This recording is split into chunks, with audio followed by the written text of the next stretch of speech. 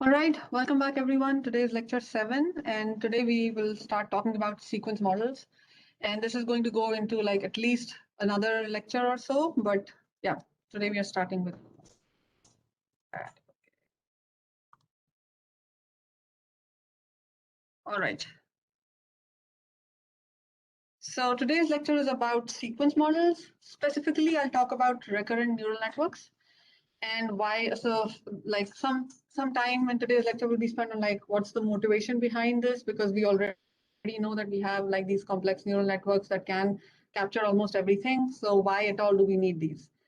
And next, we'll discuss a little bit about the architecture of recurrent neural networks, but that shouldn't be that hard to comprehend because now we have a clear idea of like how feed forward networks work and how backpropagation works. So there is just like an additional, I would say, twist to how we do backpropagation in this. But the fundamental idea stays the same. So you have like you're feeding some information forward, and then you're calculating the loss, and then you're finding the gradient of the loss with respect to the parameters, and then you're making updates to your gradient descent. So high level speaking, this is again one of those networks wherein we'll be making use of gradient descent again and using the same overall high level technique.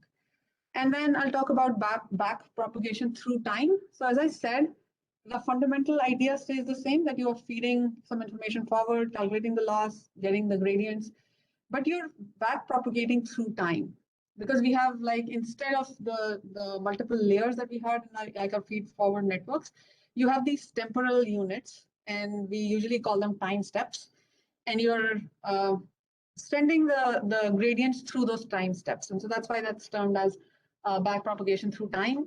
And then two specific types of recurrent neural networks, LSTMs and GRUs. They are also recurrent neural networks, but with certain modifications, because we'll see that these RNNs are prone to certain issues. And so we are going to resolve those issues using LSTMs and GRUs. Okay, so let's get started. So if you remember the way we've been talking about neural networks in general, it's like you have some features, right? And so that's your input layer. And then you use those features to do some computation in each of the nodes. And then you pass it through some function, which is usually a sigmoid. And then that information is passed to the next layer and so on, depending on like whatever number of layers you decided to have and whatever the problem you were trying to solve. So I just wanted to quickly like show you this thing. And what like we've been assuming until now is that let's say I have like an input layer that has like x1, and then I have x2, and then let's say I have like x3. So these are like the inputs, right? And then let's say I have another layer with like 3 nodes, and I'm going to combine each of these at each of these nodes, right? So one thing that's there, and then like, let's say the network moves on, and then eventually we get the loss and the output, whatever that was. Now, one thing that we are assuming here is that these are the input vectors. These are the features of your like from the data, and these are independent of one another in some way. Of course, I'm like combining them here and getting some results, but the way they are ordered or the way they are related to one another does not really mean much to me, right? But there is this specific type of, so like right now we are working like in this age, we're mostly getting data from the web, or maybe we are getting language data, or we're doing more complex tasks. And in all those tasks, if you look at the data, even if you look at like time series forecasting, for example, the data is not and cannot be assumed to be completely independent from one another, right? If you think about it, like speech recognition or like time series forecasting, right? So if you think about time series and you have like some kind of like you're trying to do some stock prediction or something, you cannot say that the data at this point is completely independent of this, because maybe it has some dependency on like the previous point or the previous attribute or the previous like whatever data you collected, right? So there is that dependency in a lot of problems. And so for that problems, we find that we cannot apply this neural network in its original form, because we are inherently assuming that these are not like interrelated to one another. Okay, so what are all those kinds of data? Today I'm like focusing only on specific types or type of data that is like sequential data. For example, the first one here is time series data, right? So values on successive timestamps are closely related to one another in some ways. And if I just like feed that, of course, I'll get some result. But then I'm not taking into account like how was the previous, like how was the stock price yesterday related to the stock price today? Okay. So every successive value like cannot be considered like being independent in that time series analysis. So that's the first example. The second example is like textual data. I know a few of you did like your first or second project that with like you utilize the bag of words model. So many of you are familiar with the bag of words model. What we're doing there is that we are assuming that we have like this entire dictionary of words of, let's say, English language. And then I can like, if I'm given some text, I can just go ahead and count the occurrence of each word and then create a vector out of that, which obviously works in a lot of cases, like maybe sentiment analysis. Of course, we'll see that with RNN sentiment analysis becomes better. But yeah, you can do that, right? But sometimes if you think about this bag of word model, this can have some issues, like when we think about the semantics of things. For example, if like, let's say I have a sentence and saying, okay, the movie was good, not bad at all. Or I'm saying the movie was bad, not good at all. It has exactly the same words, but like the meaning has changed altogether. But if I see the bag of words kind of representation or like a vectorized like a representation, both will have pretty much the same thing. And so of course, like I can use it. I'm not saying that it's like it cannot be used. And of course, like it's still being used. But now we'll see how we can better utilize that to get also like more information out of that, right? So that's again a sequential type of data, right? Textual data. And then also like biological data, like biological data. So the DNA sequences. And so like the order is important there. Similar to that, like even in textual data, if you think about the words, the sentences that I just mentioned just now, right? The order is important. And so that order has an impact on my outcome. The order has an impact on my result. And that is not being captured in the models that we know until now. So that's a fundamental like motivation behind these sequence models. Okay? So how do we process then these sequences, right? Now, as I said, and obviously like we are clear on the fact that like when we are going to use text data or sequence data and we're going to use that as input to a neural network, obviously we need some ways to convert it into numbers, and most likely we do that using like a vector sort of notation of like, think about bag of words, right? So it's like a vector of like all values being 0, and then you can just like go and update the values that are there in the sentence, right? So for example, like let's say I have this sentence, like analytics is hardly any fun, right? And I want to do some kind of sentiment analysis in the sense that whether this is like a positive type of a sentence or a negative type of a sentence. So obviously one possible solution is to create a one hot encoded vector of like each of the words. So if you haven't come across that term, one hot encoding actually means that you have like this lexicon or dictionary of words. And so like for every word, you have a position in the vector, right? And so whenever, let me just show you. I know most of you are familiar because I saw some of the projects that use that. But still, let's say I have like this entire dictionary for English language. And then I have like zeros for every other word that's not there in my sentence. But let's say I found, and obviously I have a position for analytics as well, right? So when I find analytics, I'm going to say, okay, 1, because this was the position for analytics. And then I keep going 0, 0. And let's say I found like hardly has a like occurrence in this sentence and so on. So you can see that I can have some form of like representation in numeric form for like a sentence and for each of the words, right? So that's like one way of thinking about it. And as I said in my earlier example, when I introduced like sequential data and why we need different models, is that like if I'm using these vectors as inputs to my feed forward network, so basically I'd be using each of these vectors for each of these words, and I maybe try to predict what's the sentiment of this sentence, right? So again, visualizing, and let me draw it. So high level, I'm guessing I need a PowerPoint, like there's no space to like write on this. But anyways, so let's say I'll have some vector for like analytics. That's the first word, right? And that is going to be my X1, right? And then I'll have something for is, that's going to be my X2. And then these are vectors, right? For like, depending on whatever dimension we have for that language. And then hardly,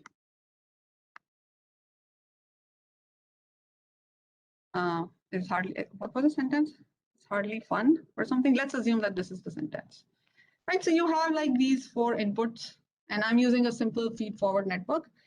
And again, I'll have like some nodes where I'm going to combine these somehow, and then I'm going to get the output and like keep going until I hit the final layer, and then I get like the sentiment out through a sigmoid, right? So all of that is fine, but again, this network is not really taking care of the fact that these are in like the order of these matter, right? So maybe they're not directly related, but their order matters. Because as I said, let's say the sentence was the movie was good, not bad at all, and then the movie was bad, not good at all. I'm not really taking the position of these into consideration. Like where exactly was the position of this particular word, because that impacts my sentiment. Like one is a positive sentiment and the other is a negative sentiment about the movie. So because I'm not doing that, like this also tells me that I should be taking care of the fact that the position of the previous word is important and the position of my current word is important, and that information should be like passed on and like along this line, right? So there has to be some ways of like passing the information in this direction as well, as like opposed to only going in this direction. So that's the fundamental motivation behind the sequence model, the so-called like recurrent neural networks, that I want to share this information amongst these inputs. And also I want to move forward with all this information. So I do want to do all this computation that I usually have in my neural network, right? But I also want to move along this direction because the ordering is important, the position of each of those words is important. So that's what this section actually talks about. Maybe like I wrote it up and I didn't even go back and check. But yeah, this is what this section is talking about. So there are 2 important considerations for processing sequences, right? The first one is the ability to receive and process inputs in the same order as they are present, because I just figured that that order was so much important, and just by using those bag of words, it's not going to solve my problem for like every analysis that involves text, right? And then the treatment of inputs at each timestamp. So we haven't looked at this word before, but now this will become clear when we look at the architecture of RNNs. So like we need to have treatment of inputs at each timestamp in a similar manner in relation to the previous history of inputs. So this actually talks about the direction of the feed forward networks, right? So the second point. And the first point talks about what I was showing, the down arrow, right? So I need to take care of like the relationship between the words. And I also need to take care of like the original feed forward, because I obviously need to move forward and get some results out of the sentiment analysis, right? So this was the basic motivation behind like why we need different models than the feed forward networks. So I think from the intuition itself, it might be quite evident to you that we need some additional computation between those units, right? So between every word or between every input. That's the extra thing that we need to add. And that's what RNNs or recurrent neural networks do. So they're going to help us add that extra layer of computation, and that they're going to help us get that information from like one input to another. And then we can extract the information of ordering, extract the information of like how the previous word is related to this one, and so on. Okay. So yeah, so the above, as I said, mentioned objective is achieved by recurrent neural networks. And okay, so here these are some more examples of time layered architecture. I think we already talked about this, a sentence in some context where the output is the next word, or like a time series analysis, or like input in one language converted to another language, sentiment analysis. There are different types of RNNs, and I'll come back to this part, like what are different types of RNNs. But let's look at one of them to better understand what's going on, and then we can come back to this part and talk about like what changes we can make in the original RNN, okay? So here is the RNN architecture. I've taken it from the textbook. Believe it or not, I took a picture from with my phone and just like uploaded it because I didn't want to draw with my bad drawing. Okay, so what is actually, and what I want you to focus on is the first part, this figure A, and then we'll move on to this the second one. So just like forget the second one for the time being. Just look at this first one. So here we are just like having a single input X. Just forget about the subscript T. I'm going to talk about that in some time. And if you just like flip it like this, it's nothing but something like this, right? That you have seen, like X, right? And some weights, and then this input layer, right? And then some output. You've seen this, right? This is the same neuron. I'm just flipping it, and so I've made it like vertical, right? Now, the only thing that's like in addition to whatever we already know about neural networks, what's happening is that there is a subscript T, first of all, which refers to each time step. And what is a time step? So for example, what I'm going to do is I'm going to input some like information here.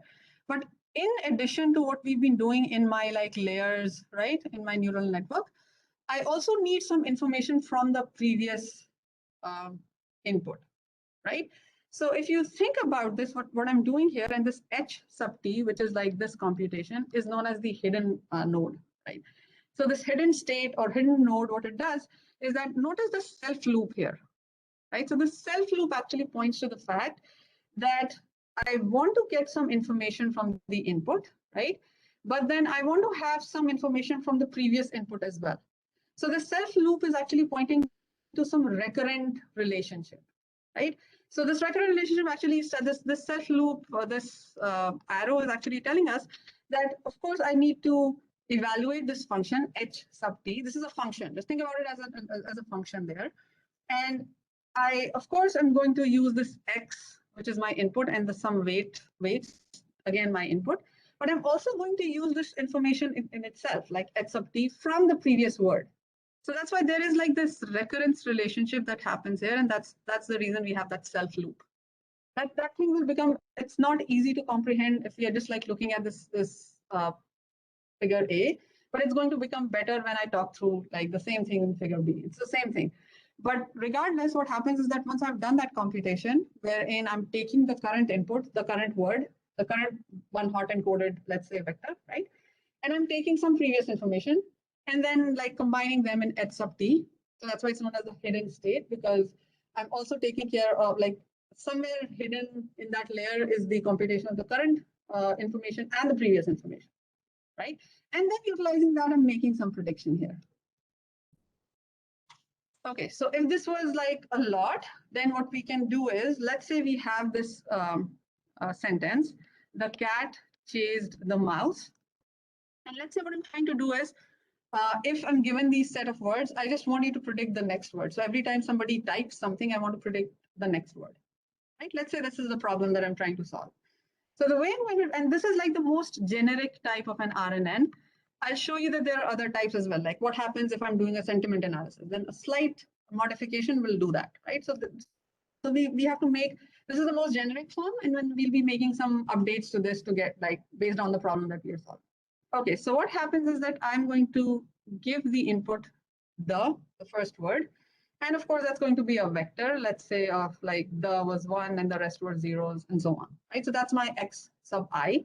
And this x sub t, sorry. And then this subscript that I talked about is known as a time step, right? So this is a time step because now I'm thinking or I'm imagining or the way this RNN is like structured is that every word is a time step. So I'm moving ahead in time, right? And this like is motivated from the fact that like in time series, every data point that you have has like, it's in some point in time and then it's related to the previous one. So basically to establish that relationship between the different entities in the sequence, I have this time step, right? So the very first time step is the very first word in this case, right? And I'm going to input that into this hidden unit. It's again like a neural network there. There's like nothing fancy happening. It's like just a function which is combining the input, these weights times the input, plus the information from the previous layer. So a better way to understand would be this H2, because this H2 actually is taking information from the previous layer, which is H1, and then also taking information from the current input, which is cat, right? And then doing some computation, and then utilizing that, I get this output, this chased word. So the things to remember in this. First thing that like every element in my sequence is actually input to my neural network as a time step, right? So what we are doing is we are like making some computation for a particular element in my entire sequence. And then I'm also taking information from the previous computation because I just figured that that order is important. And so I need that information as well. And I'm passing that information here, right, to the next unit and then to the next unit. And of course, I'm utilizing that information to get some output as well. But I'm not just like stopping there and leaving that as an independent outcome or an independent output and just like doing these independently, right? So if you think about it, it's like the neural network that the computational graph that we've been looking at just flipped. And the only thing that has changed is that I'm also doing that vertical relationship, that the picture that I drew earlier, and also the forward relations. Both are there, right? So this is like high level architecture of a very generic RNN. Again, let me like repeat, just look at any of these cells. So these are also known as hidden units or cells, right? So just looking at this H3 will tell you that I'm like trying to process chased, which is my third word. So that's the third time step, right? And then I'm like taking the input vector and I'm taking the input weights, right?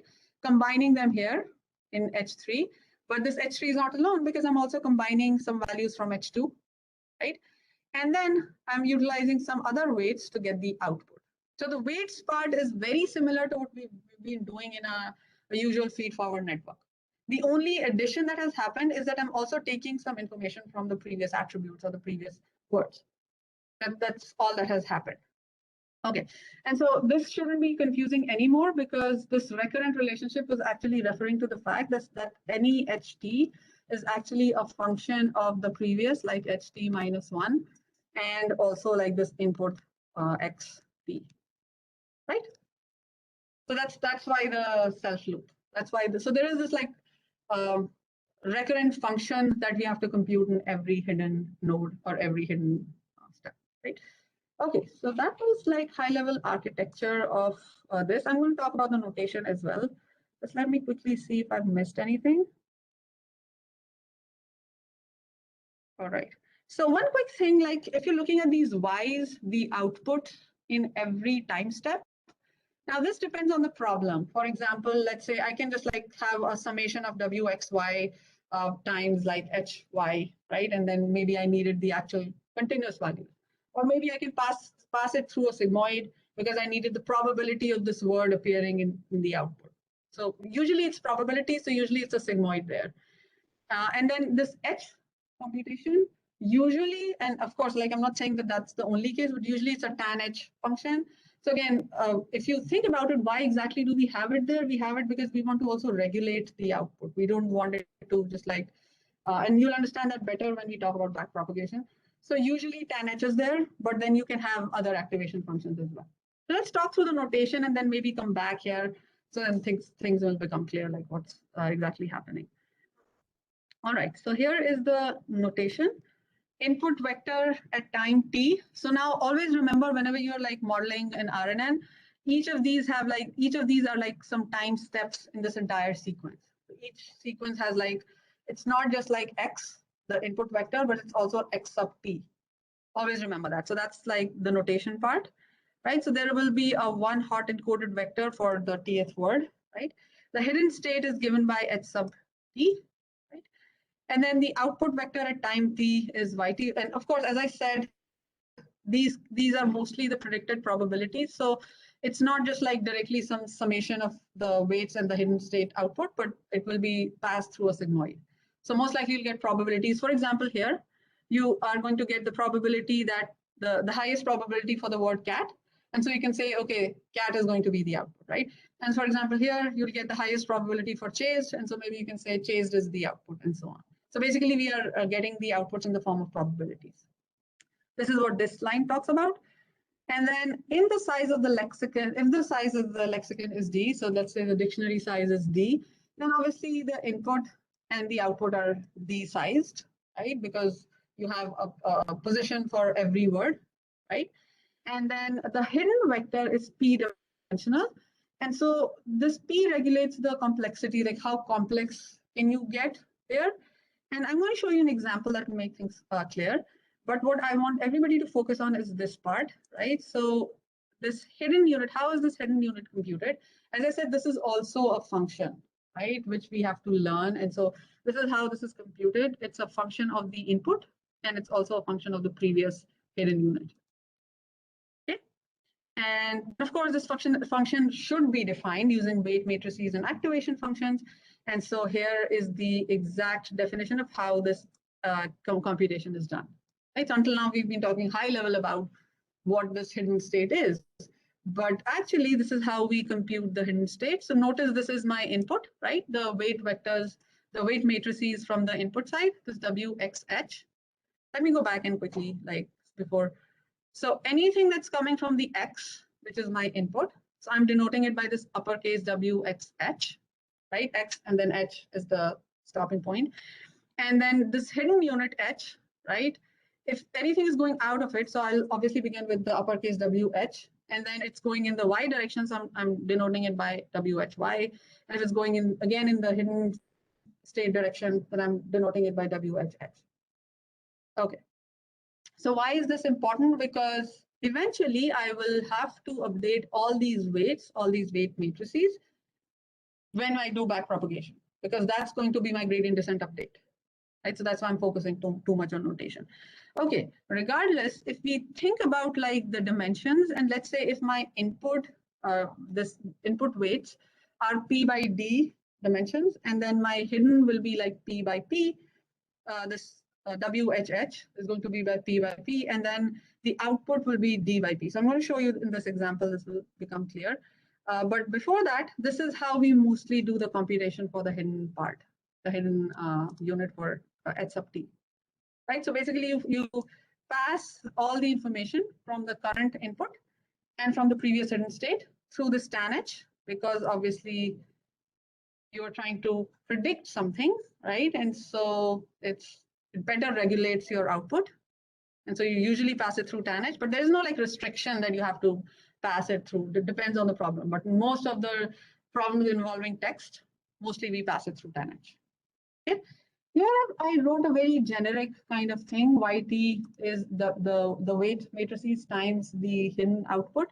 But mostly this also is passed through a sigmoid, because most of the times you're predicting the probabilities and not like the actual weight times the hidden state values, right? So mostly it'll be like through a function, through a sigmoid. But I just left it like that for you to explore, and I have like mentioned that here, that this is how we should be getting the output, some function G of the hidden state. Okay, so the high level architecture is not that difficult to understand. You've just like flipped the original neural network, and then you have some relationship between each of the attributes or each of the features. Right? So does that make sense to everyone? Okay, excellent. So here's again an example. I'm not going to go into the details of this example. They're just showing a very basic way of like how this can be done. So let's say the entire lexicon was like four just like 4 words. And then because the first word was the, and the position of the was like the first element, right? And so we feed that in and we do some computation, let's say. And so of course, like initially you'll be initializing these weights, and we'll talk about that because we don't have any information on those weights. So just like a normal neural network, you'll have some initialization of those weights, make some computations here, right? And the part that I'm trying to like show you here is that you will have probability values for each of those words in the output vector. So the output and the input are going to be the same size, because for every word you have a position, for every word you have a probability value. Sorry about the continuous values, because I don't think they've calculated the probability values. Usually we pass that through the sigmoid and you're going to get a probability value. But regardless, the point that I'm trying to make is that you have a score or a probability value for every word in like every output. Like look at the first time step, the second time step, the third and the fourth. And so based on those probability values, the one that has like the highest is going to be the word that's predicted. Right? So again, the same thing that we did with like neural networks or even with logistic regression, it's exactly the same thing, except that we're doing it in like every time step. So basically repeating the same thing in every time step. So once you think about that, like maybe like multiple neural networks or multiple logistic regression type models with this hidden state stacked together, then maybe it becomes easier to comprehend, right? Because like the first time you look at this and you're just like, what exactly is this, right? So it shouldn't be that. All right. So this is like a nice example to just like go over and see what exactly is happening here. But yeah, you can refer for the dimensionality, you can refer to this part, and most likely then things should be clear. Okay, before we move on, this was like the basic RNN architecture. Any concerns, any questions before we move on? And people who are online, you're also free to ask questions, by the way, because every time I forget.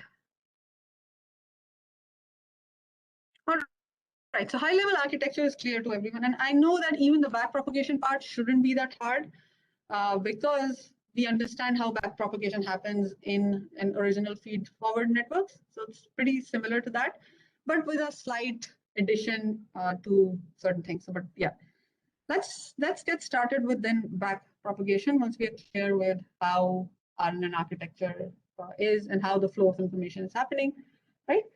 So, okay, so backpropagation in RNNs is actually known as backpropagation through time. Okay, and why is that? And I'm going to come to the technical details in some time, but let me show you what exactly is happening just by looking at this particular picture. Okay, let's only focus on this one.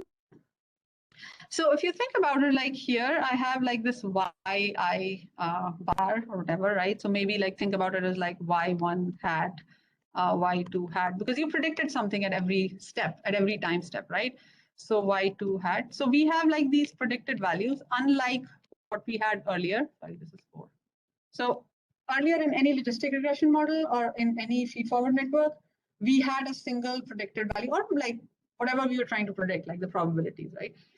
And now I have this like predicted value and have the actual value. So basically I have a loss like at every time step, right? So I have like L1, L2, L3, L4, right?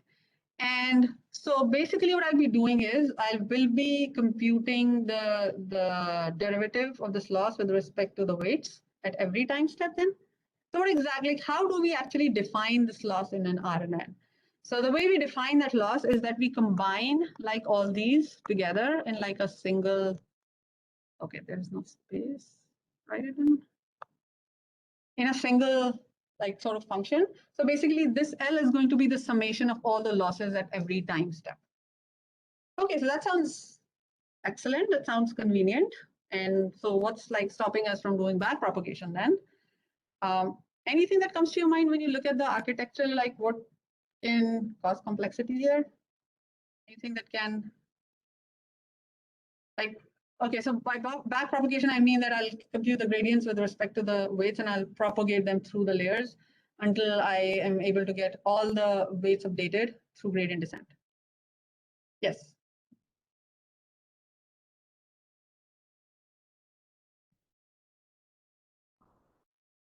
Exactly. Yeah, you're right. So because there is this weight sharing that's happening, right? Because if you look at these connections, right? So I have like there are two directions in which like this information is flowing, basically, right? So if you think about backpropagation, it's pretty straightforward in my feed-forward network because I was just like computing one gradient and like just like passing it through subsequent layers towards the back.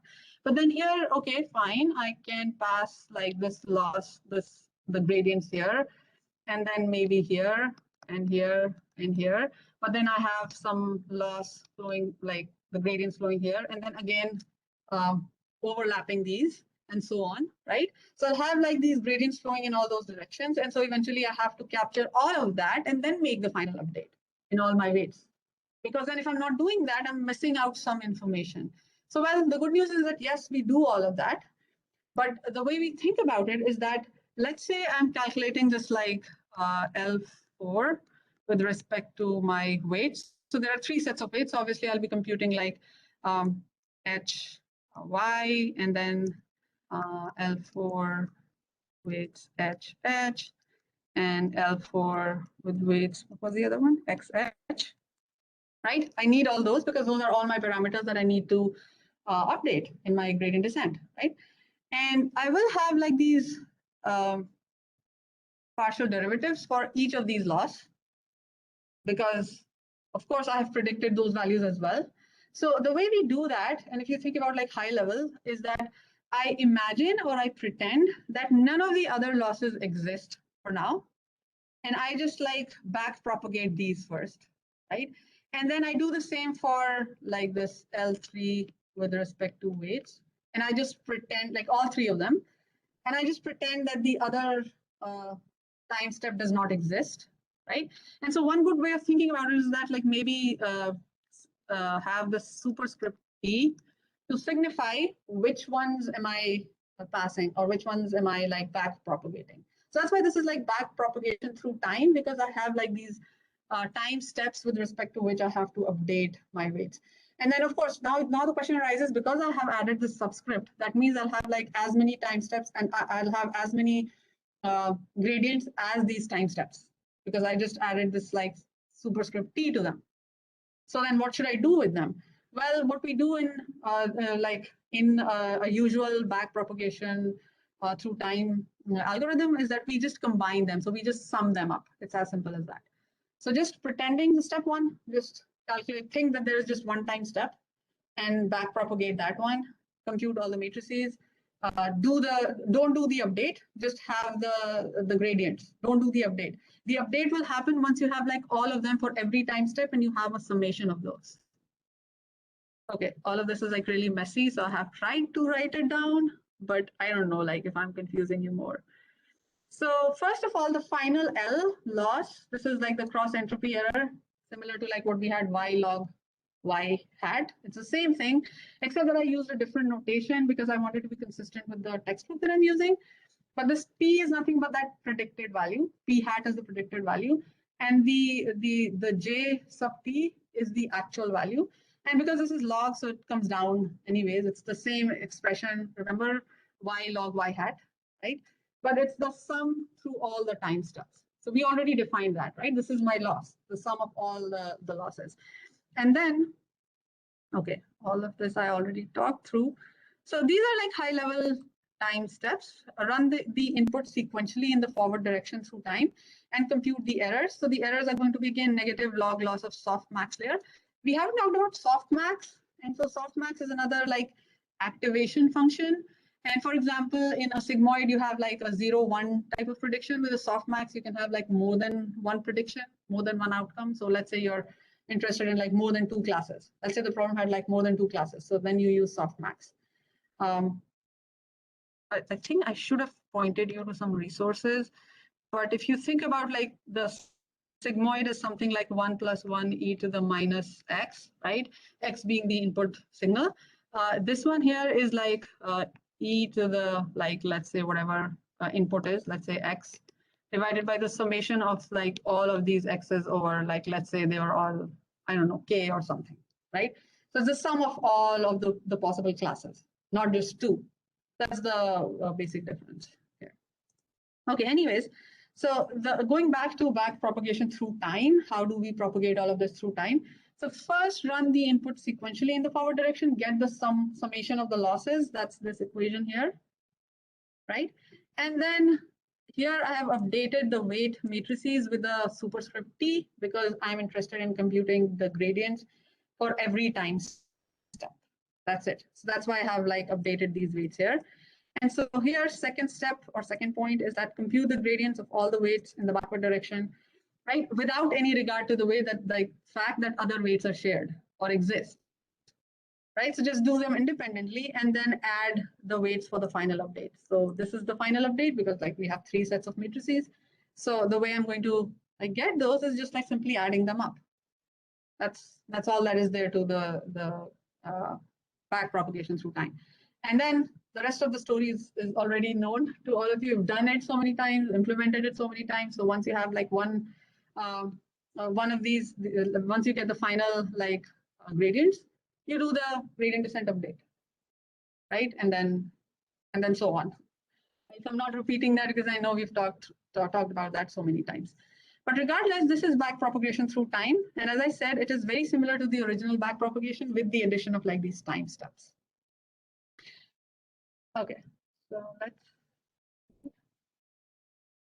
Any issues that you are thinking like conceptually about this back propagation through time algorithm at all?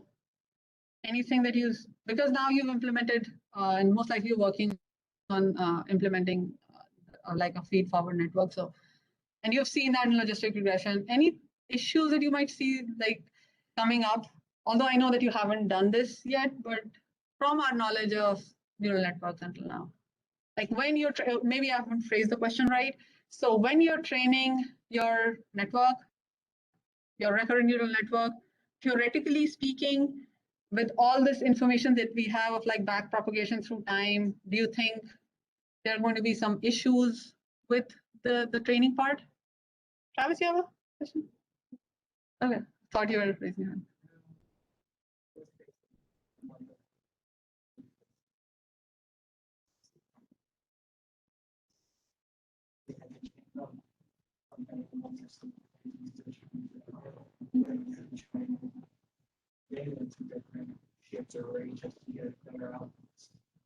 Right, yeah. So like you have experienced some of the issues related to like how long does it take to do this, right? Or like how should the inputs be like provided to the network and so on, right? So all those issues exist here. They just like get amplified with the addition of this like WXHT and this WHH, right? So you have like two things that are added here. So first is like this weight sharing thing that's happening.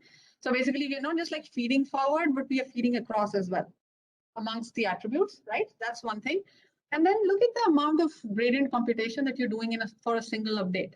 For a single update, I'm passing like through each of the time steps separately, doing the computation of the gradients through each of the time step, summing them up. And that one, like after doing all of those steps, that's just like one gradient descent update. So just like high level, theoretically speaking, it's like a very slow process, right? And of course, it depends on your data. You can say that you're working with a smaller data set, and maybe it's fine. But then it is a known issue with back propagation through time, that it takes a long time to train, right? So one way out is that we can truncate the number of steps here.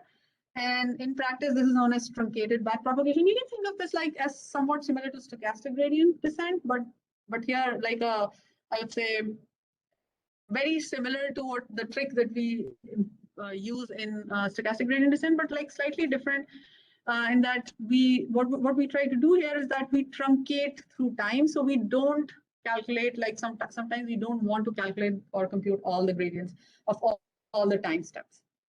And there is this nice paper, for some reason I couldn't find, like I had it, but I couldn't find the link to that. I'm still looking, so maybe I'll post the link. That's why I haven't posted the link there.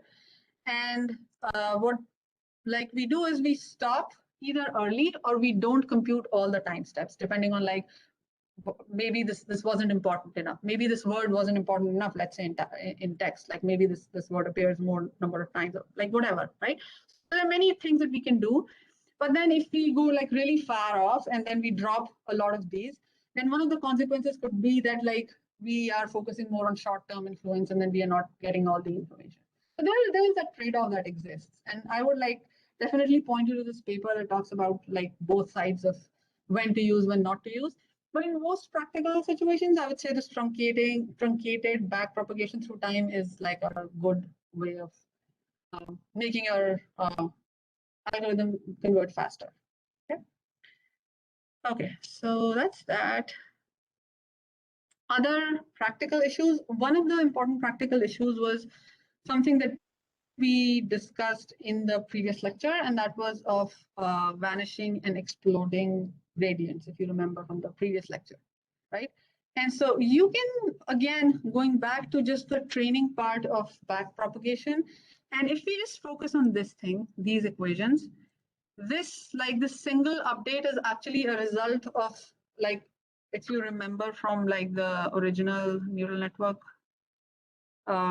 discussion that we had, this would be like a multiplication of, I think, the activation times the activation over some other summation times some summation with respect to this like original weights, right? So basically the point I'm trying to make is that these are not like this is not like a single derivative computation. It's actually through the chain rule we eventually arrive at that. And so we're doing a lot of computations in between, right? And then we are doing that for every time step. So if any of the weight values here, when we are computing with these gradients, it goes down to, let's say, 0.01 or 0.001. And then you're using that 0.001. So the next update is going to have that 0.01 multiplied to 0.01 again and again and again. So you can imagine if the absolute value of any of the gradients that we have computed is less than 1, then there is a high risk of having a vanishing gradient there, right? Because the gradient is going to go like be so small. And then if you remember this step, so in the gradient descent update, you have like minus some eta and then this whatever delta L value is. And if it's like extremely small, right? Then if you think about this thing, we are not really updating the weights at all if this becomes really small. So that was the issue with the vanishing gradients, and it is there in like neural networks. It's more pronounced, I would say, in these recurrent neural networks because of the fact that we're making more computations there, right? And then if you think about the gradient flow itself, it's coming in like from two directions. And so this, the same small values being multiplied so many times, it just goes out of control. Now, similar to that, think about if any of these gradients, these weight within the weight matrices, is greater than 1 for some reason, and then they're being multiplied to one another. And so eventually you have this issue of exploding gradient. That means the gradient value becomes extremely big. And that, like, these are the two very important, like, practical issues that you will see with in recurrent neural networks when training recurrent neural networks, right? So both of these issues are like we need to address them, especially when we are training our network, because they can impact your, like, obviously gradient descent, and those the information that's there in the earlier layers might be lost. And we don't want that because we are really interested in the context of this entire information. And so we don't want to lose that information. So there is this paper that talks about like the difficulties when training recurrent neural networks, and I provided like the link to that. This nicely talks about the recurrent relationship, the h sub t that we talked about, and how to compute that. So this first part is talking about like how do we train that and the back propagation through time. And as you can see here, make it bigger. Okay. Here it's like a simplified form of like what we've been talking about. And so notice like the flow of these gradients and the way they are like flowing through each time step. And here it talks about like how the gradients can explode. As I said, like each of these gradients that we're computing is not just like the sum of those, but rather each one of the gradients has been computed through this like chain rule, right? Because that's how we are able to compute it right from the loss to that weight, because there are multiple steps in between. And so if any one of them becomes like big, and then we are multiplying them, or if any one of them becomes small and we are continuously multiplying them and summing them up, then that is a problem. Right? So this actually tells us the idea behind exploding gradients or vanishing gradients problem. Yeah. Neural networks, is it generally practical to stick to like a memory of just size 1, or is it better to have like a more longer term? Okay, so in terms of memory, you're talking about the hidden state? Yeah, like Okay, so when we talk about LSTMs in GRUs, then maybe that thing will become clear, because we do want to remember states, but how much do we want to remember can be controlled. Yeah. And so there is a way of doing that, because we are having this problem of exploding gradient and vanishing gradient. Of course, we don't want to remember everything. This is what this is telling us, right? In some ways. Yeah. So that's. how much data?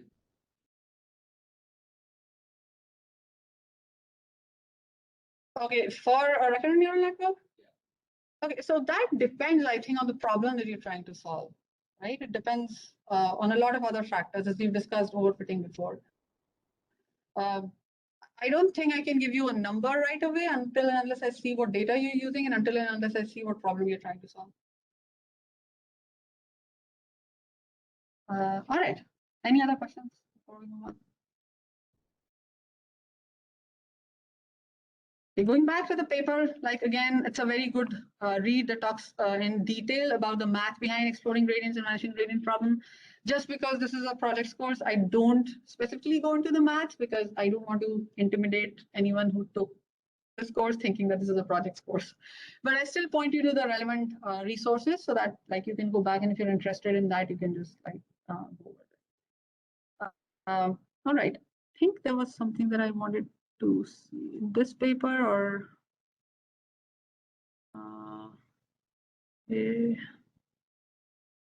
Okay, so they go into a lot of details about like some ways of like regularizing your network. I'm not going to introduce that. I'm going to just talk about the two techniques with which we can deal with these issues that are more like practical in the sense that they are more like widely used in like most practical problems.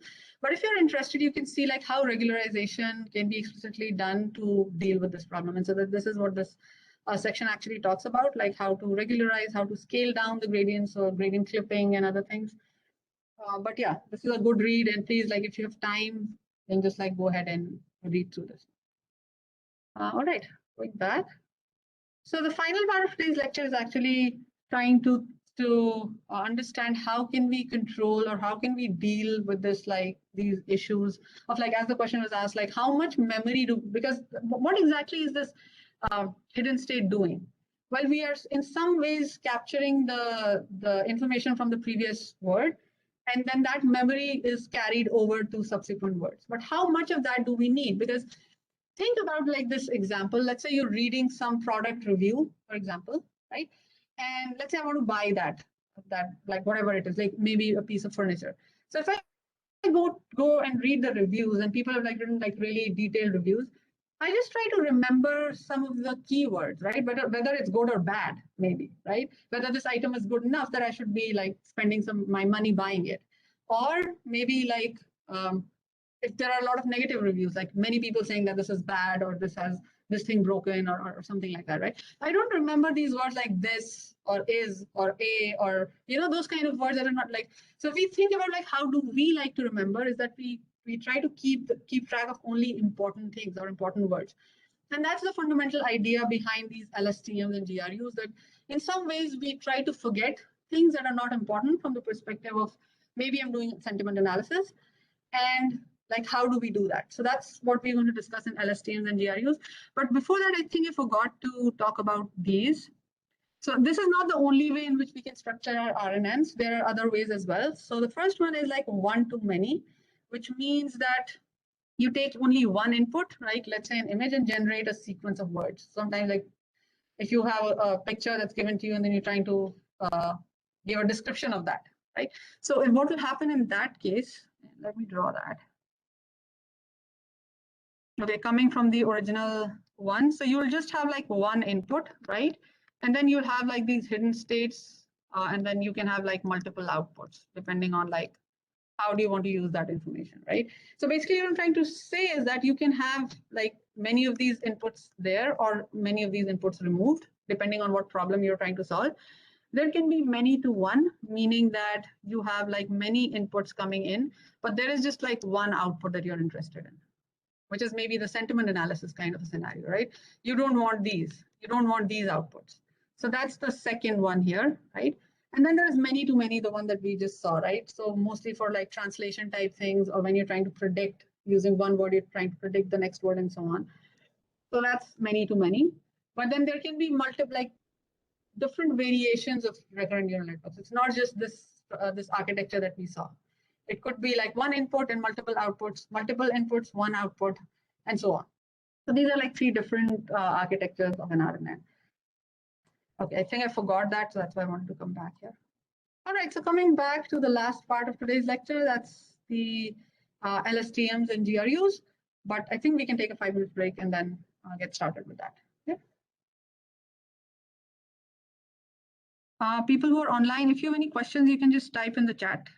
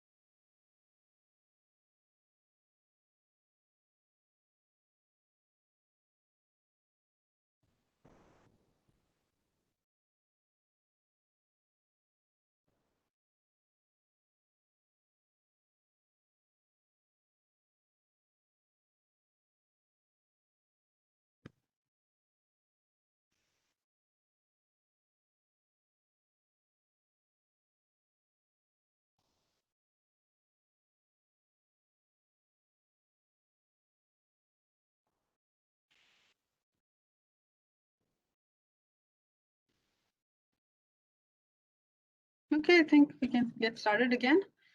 So as I said, like in RNNs, layers that get a small gradient update, they stop learning.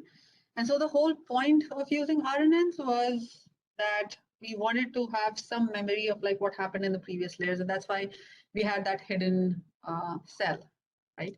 But with this issue, like what should we be doing?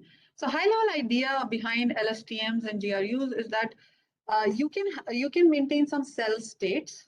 So these cell states are going to carry over some information that you don't want to lose, right? And then you might drop some information that like you don't want to carry over. And so first of all, we are regulating our network in some sense that we are not carrying all the information, and so that is a less load on the final backpropagation calculation and so on. And also we are like making sure that we have a memory of like all the important information, but we don't have a memory of things that we don't want to remember. Just going back to the same analogy, when you're reading through a review, you just focus on the important words and not like all the others that are there in like almost every sentence, right? So the cell state is like an additional variable that I'm adding in my hidden I would say the hidden cell or the memory cell in which I was making those calculations, right? And what I'm going to do is I'm going to do a sequence of steps. And so these gates are nothing but like another set of neural networks within that hidden state. So that hidden state, first of all, was like a neural network in itself, but now I'll have like multiple of them so that I can control the flow of information. Now, let me show you what exact this LSTM does. And of course, like in my handwriting, I'm going to show you the papers as well, but let me just like quickly talk through this. So let's say this is my hidden unit, and this is, by the way, LSTMs, so long short-term memory, because what happened, the issue, so these LSTMs are, the name long short-term memory actually is coming from the fact that my network is somehow becoming deficient because I cannot keep track of like the words that were further away. And so I have to do something to make sure that I'm not losing that information. So that's where the LSTM word comes from. Okay, so having said that, just think of this as like any hidden unit, right? And so I have defined this new term called cell state, which will carry over the information, right? So I'll have the C for this, like let's say C sub t for some t time step, okay? And then I also have like this H sub t minus 1 that's coming from the previous layer, the previous hidden layer. So that's like all this information. And this is like this is what I need as an output. And I'm going to show you like how can we control this, right? So eventually I'll have like some CT plus 1 that goes to the next layer and so on, right? And I have this input X sub t, just like always.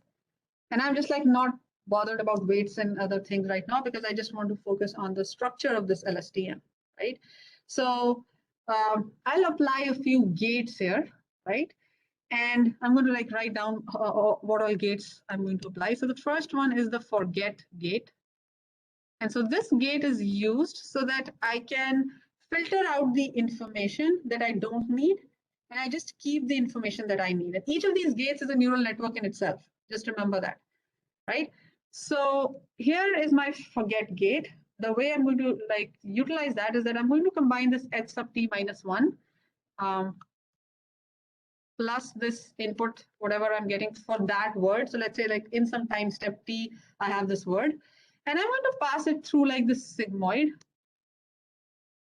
so that, now why is this like important? That's important because I can restrict my values within 0 and 1. And so if like the values are closer to 0, then I can say just throw away this information. And if the values are nearer to 1, then I can just say keep this information. And let's assume that cell state is some tangible value. So if you multiply this, if you do a point-wise multiplication of this value with the cell state, then if this outcome was 0, right, then that value will be dropped. So I don't move that further ahead, right? But if it's not, let's say it's closer to 1 or if it's 1, then it just stays as it is. So now this is what the forget gate is. This part here that I just added is the forget gate. So I can make sure that this like information is like kept or forgotten, right? And so that's that. So C sub t has some information. Okay, moving on. Now the next thing, the second thing that I have is the input gate. So let's see what that input gate is. So again, input gate is like mostly focused on the current information that I'm getting from X sub t, and also the hidden the memory that I'm getting from the previous layer. So I'm going to again do this, combine this and move to the input gate. Now input gate has like two things. The first thing is the sigmoid, right? And then the other thing is the tan h function. And let me directly draw it from here. Yeah. Right, so here is a tan h. Okay. And what I'm doing is, why am I combining both of them? Because I want to regulate using tan h, just like I've been doing for all the hidden layers. And with sigmoid, I want to keep the value between 0 and 1, right? And then I do like this combination of, and the input, by the way, to both these is this, h sub t minus 1 plus xt, and then do a pointwise multiplication of that. And then finally, I have to feed this information to my cell state. And the way I do that is by this pointwise summation and not multiplication.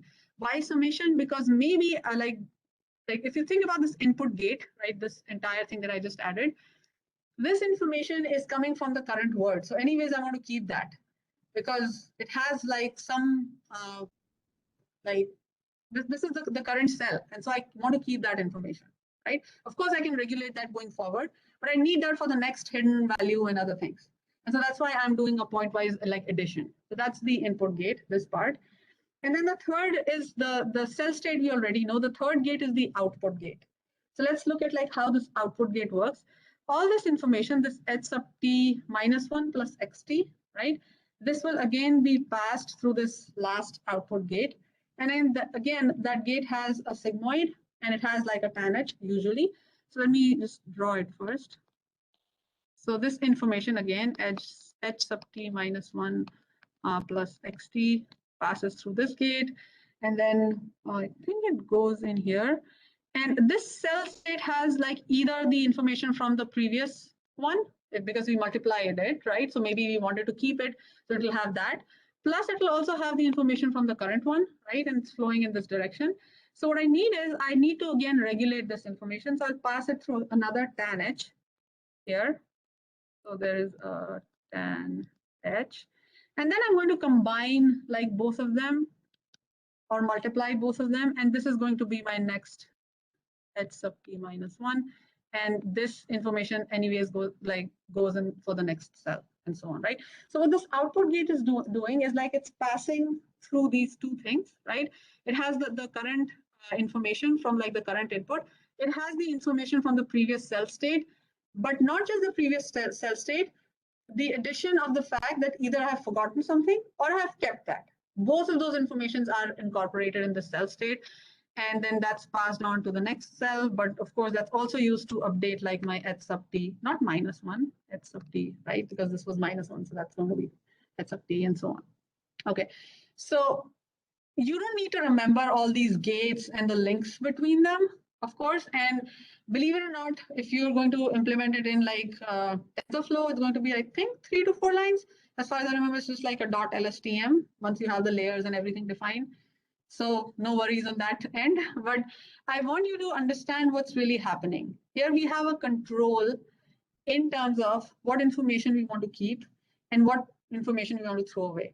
And this control is helping us deal with the fact that we are not actually keeping everything. I'm not keeping all the words, let's say, in some text, but I'm throwing away certain things. And that's making my life easier when I do back propagation through time. Okay, so just like remember, there are these 3 gates. This is the output gate. If you remember this high level architecture, I'm sure like, so this part is the output gate. This part is the input gate, and this part is the forget gate, right? Again, let me quickly show you the article that I think is nice. And it actually lets you visualize all of this, because so here is the, I'll show you. Yeah, so this one actually talks about like what short-term memory. I think I already discussed that. This is showing you the gradient descent update where you can have issues because nothing is being updated. I have this vanishing gradients problem. And then, okay, this is I want to show you the picture. I think I already discussed that. Yeah, here is the one. So here you can see the at the bottom, they're showing the hidden state information coming from the left, and the X is coming from the bottom, right? The current input. And then we're passing it through the sigmoid. This is the forget gate, right? And the output from the forget gate is being multiplied to my cell state and not added, because then I can like discard or keep. And then this is okay, so the next is the input gate. So here is the input gate. Again, I'm taking input from the current time step, and I'm also taking the information from the previous hidden state. And then I'm passing it both through the tanh and through the sigmoid so that I can regulate and I can get the output and multiply them, right? And then I sum them up to the current cell state, because I need some cell state for the output, right? For the next cell input. So that's that. But I use that cell input to update my hidden state as well. So a lot of information sharing, a lot of information regulation. But here you can tell just by controlling, like just doing a little bit of control for any of these gates or any of these networks, you can control the flow of information. And so this is actually a good like visualization of this entire thing. Another addition to this is the GRUs. So that's another form of like using this technique of dealing with vanishing gradients or exploding gradient problem. And let me just go over there because it's not much actually. And by the way, this also talks about like how you can implement it yourself. So it has like some code, but of course you can do that yourself. So GRUs is another, I would say, gated way, like we are using some form of like control so that we can decide what information needs to flow and what information needs to be forgotten. The only difference here is that we have combined a few things, if you look at it. So the architecture is slightly different from LSTMs, but what we've done is we have this reset gate and update gate as far as I'm, yes. So the reset gate has actually combined the forget plus the input part here. And then the update gate is nothing but the output gate that we had. There is a slight update. And why do we have this update? That's because like these are faster than the LSTMs. And also notice we don't have the the cell state anymore. So that extra variable is gone. We are just passing the hidden state. And I'm sure that that thing must have come up to your mind when we were talking about LSTMs. Why do we have that cell state? Because believe it or not, when I came across that the first time, I was like, hidden state anyways is passing all the information. So why don't I combine that information and use that? Why do I need two things? Anyways, this is like not less complex. And then I'm adding things to it. But yeah, GRU is actually solving that issue because I'm just passing this H sub T here and not passing the cell state because I've combined everything together. Right? So just like slightly a slight modification to the LSTM, but way faster than LSTMs. And there are two research papers that I wanted to go over before we end today's lecture. So this one actually talks about like LSTM networks for language modeling, and I think they talk in detail about like also they talk in detail about the motivation behind why we use them. But the basic idea still is the same. We have like these three things: forget gate, input gate, output gate, and like how we are controlling the flow of information. This is a nice read again, where they actually talk about why in language modeling we need this kind of a thing. Because if you think about text, there's a lot of extra information that maybe we don't need to process. And so we can control that using LSTMs. So that's one. I think I had a paper on GRUs as well. That was better than. Yeah, this one. This one actually has nice experimentation as well. Yeah, so they talk about gated recursive. I thought it talks about encoder, decoder, LSTMs.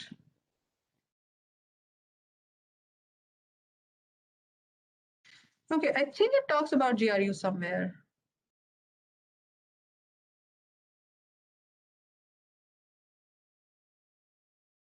Yeah, gated recursive. Yeah, this one I think is pretty similar to what we just discussed. This one's pretty similar to that. But again, this was good because from the because of the way they've done the experimental part. If you just like go and read the final part of where like they're doing all the experiments, that's really like interesting.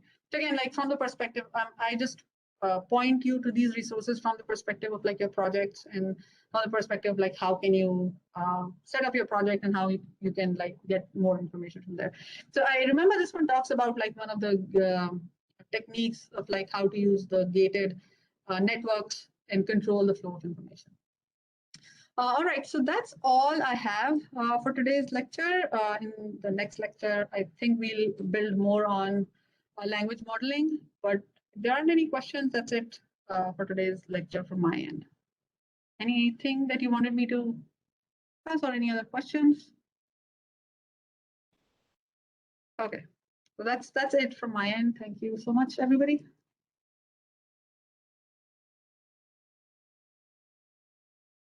Okay, people who are online, if you have anything, you can ask.